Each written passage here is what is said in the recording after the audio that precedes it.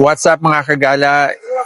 This is DMAC and welcome po sa ating gala ni DMAC, and it's shiny and maulan po na araw dito sa Metro Manila. And yes, of course, for today po we're going to talk about, or I'm going to talk about yung pong ating gala sa Siquijor. So I'm going to talk about yung mission natin sa Siquijor. So I'm going to show you the video and I'm going to tell you all about the stories doon po sa ating mission sa Siquijor. So sige po, let's watch this video. Alright, so you can see here we started the program, Families on Mission Seminar sa Siquijor, and they have their MC greeting everybody na dumating, and at the same time to start with the program po, this is a whole day program na ginanap po natin sa Blessed Hope Church. Ito po ay sa Siquijor. Churches, no? So, naata diri karon naghiusa no alang sa usa ka katuyuan to worship the Lord and to learn no as a family. You can see here yung aking pinakaunang bisita sa church po ng Blessed Hope. Ito po yung pinakaunang tinignan ko po yung place, and it was a really nice place. And then of course, as always, we started with the worship, and then after that, nagsalita po yung head pastor po ng Blessed Hope na si Pastor Dario Okay. And after that, nagsalita naman po for the introduction yung atin pong kasama na si Brother Johnny.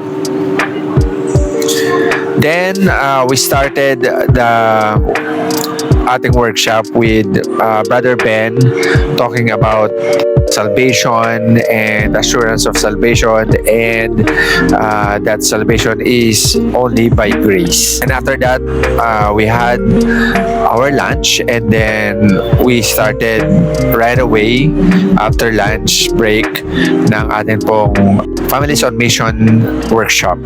So it was a fun workshop. We started with games. Also after lunch, we had another worship to start the second half of the Families on Mission workshop. Sa totoo lang po, we really love the worship, the Bisaya worship of both from Dumaguete and now in Siquijor.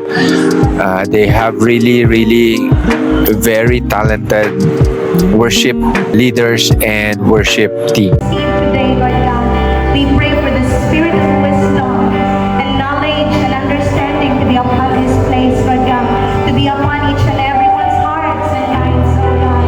And Lord, we pray, Lord God, for your anointing, oh God, and for fresh revelation from you, Father, Lord, through this event, Lord God.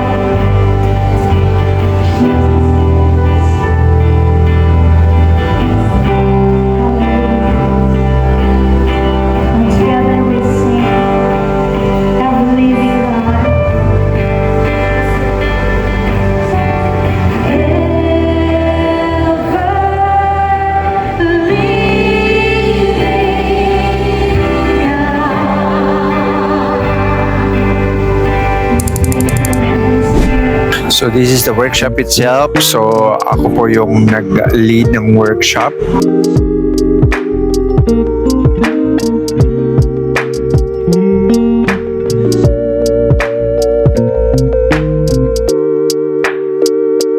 Bawat pamilya po ay meron pong activity na kailangan gawin. isa sa mga pinaka-importanting ginawa during the workshop is the prayer, wherein I ask every family to pray for the family and to pray that yung family po na kinapapalooban nila would be the salt and light sa neighborhood po nila, and that they would see yung mission na pinapagawa po ng Lord sa bawat pamilya. And we are so thankful for Pastor Dario Okay. He really made us feel welcome sa Blessed Hope Church, and hindi lang siya but even everybody sa Blessed Hope and his wife as well, and mga anak and everybody po sa Blessed Hope Church. They really made sure that we are welcome, and we really felt na part kami ng Blessed Hope Church.